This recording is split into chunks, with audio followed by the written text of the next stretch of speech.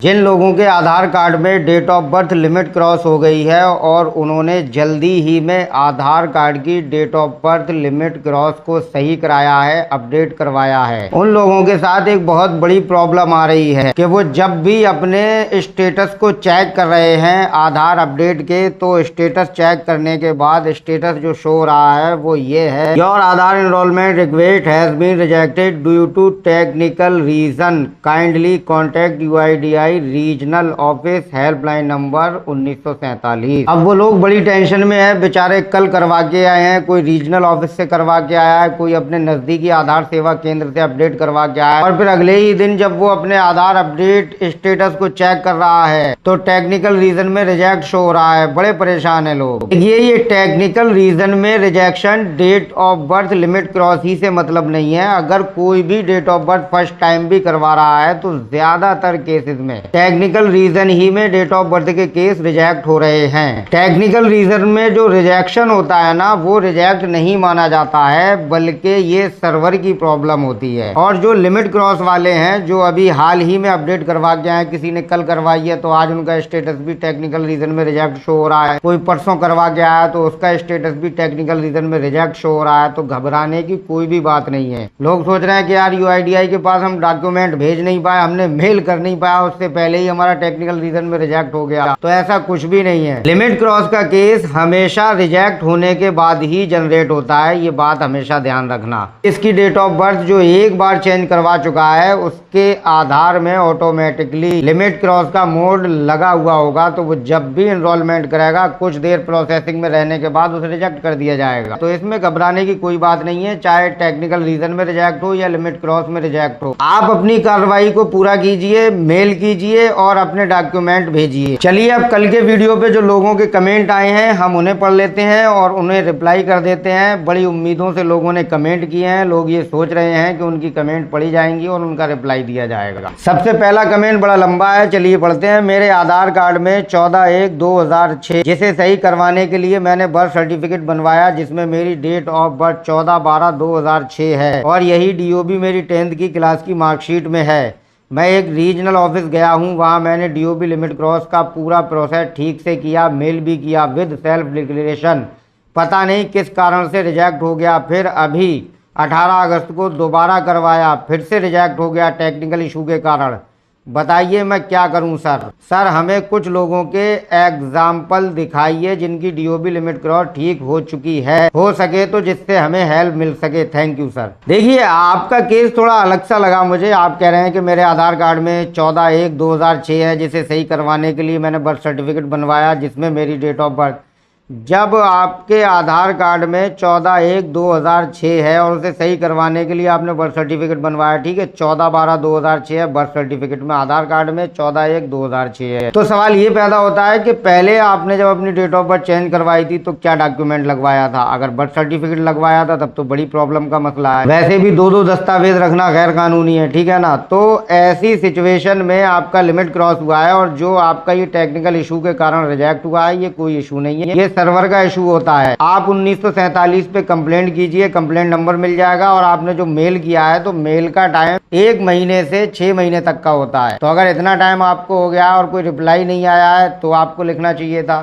ठीक है। और एग्जाम्पल के लिए बहुत लोग हैं, निरे लोगों का काम हुआ है। मेरी वीडियो पे ही, पिछली वीडियो पे एक का कमेंट था, वो मैं यहाँ लगा दे रहा हूँ, देख लेना आप। अगला कमेंट है, आप बोल रहे थे कि DOB में बस ईयर दिखाए लेकिन पूरा दिखा रहा है। देखिए ईयर अब जो 15 अगस्त के बाद से जो आधार जनरेट होंगे 18+ वालों के, उनमें ईयर दिखाया जाएगा। ऐसी अपडेट ऊपर से आई थी, वो मैंने आप लोगों को बताई थी। अब क्या चल रहा है, नियम कब से लागू होंगे, लागू हुए हैं या नहीं हुए हैं, इसकी पूरी जानकारी मुझे नहीं है। अगला कमेंट है, भैया मेरा 10 क्लास का मार्कशीट में 1/1/2005 है और आधार कार्ड में 1/1/2003 है। तो मैं गया आधार कार्ड सुधार करने के लिए, तो बोला आधार DOB लिमिट क्रॉस, बोला तो उसे हम बोले कैसे होगा भैया, तो बोले जन्म प्रमाण पत्र बनाना पड़ेगा। आप बताएं भैया जन्म प्रमाण पत्र बनाने से DOB चेंज होगा, प्लीज रिप्लाई मी। भैया देखिए बर्थ सर्टिफिकेट ही सबसे बड़ा प्रूफ है आपकी डीओबी को सही कराने के लिए। आप कब पैदा हुए हैं ये किससे प्रमाणित होगा? आपके बर्थ सर्टिफिकेट से ना। तो बर्थ सर्टिफिकेट बनवाइए, उसके बाद जो ऑपरेटर ने बोला है उस पर अमल कीजिए। अगला कमेंट है, as per record your query complaint has been addressed by the division concerned with following document. Dear Aadhaar number holder, your grievance has been registered and matter has been assigned to our team. ये तो आपके लिए बड़ी खुशी की बात है, UIDAI की तरफ से जो रिप्लाई आया है कि आपका केस असाइन हो चुका है, अधिकारी लोग आपके केस पर कार्रवाई कर रहे हैं, तो इसमें घबराने की कोई बात नहीं है, बस इंतजार कीजिए, जैसी अपडेट होगी आपको मिलती रहेगी। अगला कमेंट है, ये पूछ रहे हैं स्कैन करने का क्या मतलब है? देखिए, आपके बर्थ सर्टिफिकेट पे या किसी भी सरकारी दस्तावेज पे एक डिजिटल क्यूआर कोड होता है, उसे आप गूगल ब्राउजर में क्यूआर स्कैनर के जरिए स्कैन कर सकते हैं, या फिर कई मोबाइलों में भी ये ऑप्शन होता है क्यूआर स्कैनिंग का, तो आप उससे भी कर सकते हैं। ये सिर्फ कहते हैं स्कैन करना। चलिए अगला कमेंट है, डीओबी सर्टिफिकेट नहीं हो, मार्कशीट हो तो हो जाएगा। देखिए, लिमिट क्रॉस की सिचुएशन में आपके पास मार्कशीट है, फिर भी आपको डीओबी सर्टिफिकेट बनवाना ही पड़ेगा, ठीक है,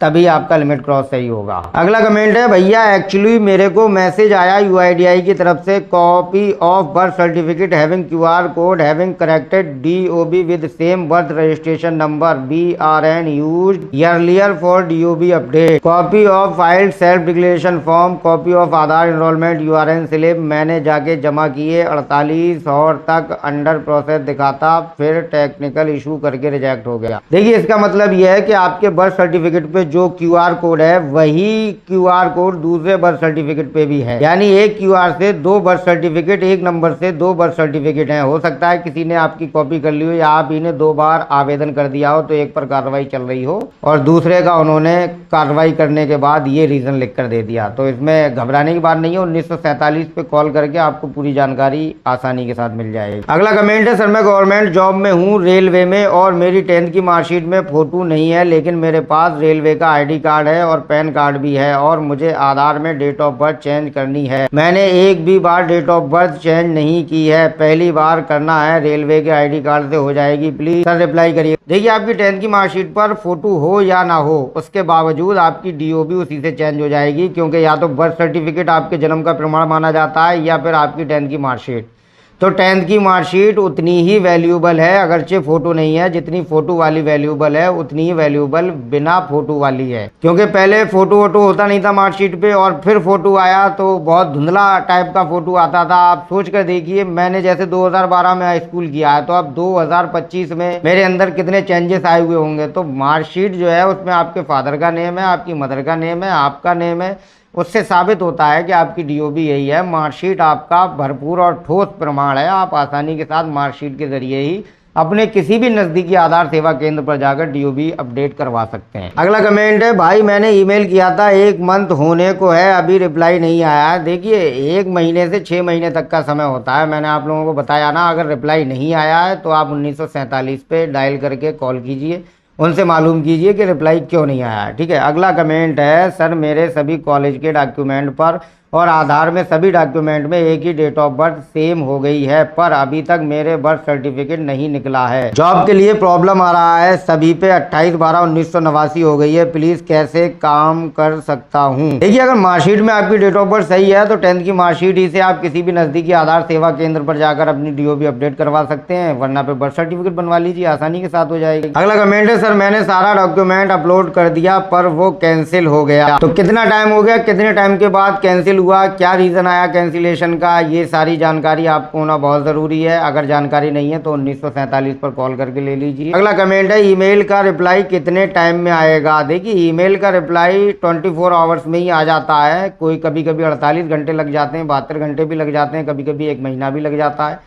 और अगर 1 महीने तक आपके ईमेल का रिप्लाई नहीं आया है तो आप कस्टमर केयर पे बात कीजिए, 1947 डायल कीजिए, या फिर एक और मेल कीजिए जिसमें आप जवाब मांगिए, या फिर आप लिखित में एक लेटर लिखिए और उस लेटर को यूआईडीआई के अपने रीजनल ऑफिस में भेजिए और उनसे जवाब मांगिए अपना कि मैंने ईमेल किया था, उसका आपने कोई रिप्लाई नहीं दिया, क्या हुआ मेरे केस। इस तरीके से आप जानकारी ले सकते हैं। पढ़े लिखे लोग हैं आप, समझदार लोग हैं, तो समझिए चीज़ों को। डेट ऑफ बर्थ को ज़्यादा बड़ा हुआ मत बनाइए, ये बहुत ईजी केस है। देखिए, ये फर्जी बाड़े को रोकने के लिए बनाया गया, क्योंकि एक बंदे का जन्म कितनी बार हो सकता है, ज़्यादा से ज़्यादा, है ना। और ऑपरेटर से गलतियाँ कितनी बार हो सकती हैं, मैं मानता हूँ ऑपरेटर से गलतियाँ होती हैं, लेकिन कितनी बार हो सकती है। तो आपके आधार कार्ड में अगर डीओबी लिमिट लिमिट क्रॉस है तो उसका शॉर्टकट मत ढूंढिए, बल्कि सारे मानक पूरे कीजिए, आपका काम ज़रूर होगा। लोगों का काम हुआ है। मुझे उम्मीद है कि मैं सारी बातें बहुत अच्छी तरीके से समझा पाया हूँगा और आपको समझ में आ गई होंगी। अगर आपको समझ में कोई भी बात नहीं आई है तो आप बिंदास कमेंट कर सकते हैं। कोई भी सवाल है अगर आपको ऑनलाइन वर्क से रिलेटेड या आधार कार्ड से रिलेटेड या डीओबी लिमिट क्रॉस से रिलेटेड, तो आप बिंदास कमेंट कीजिए, ठीक है।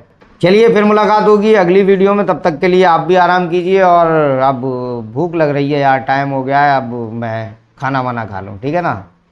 चलिए अब जल्दी से इस वीडियो को शेयर कर दीजिए ताकि ज़्यादा से ज़्यादा लोगों का भला हो जाए यार।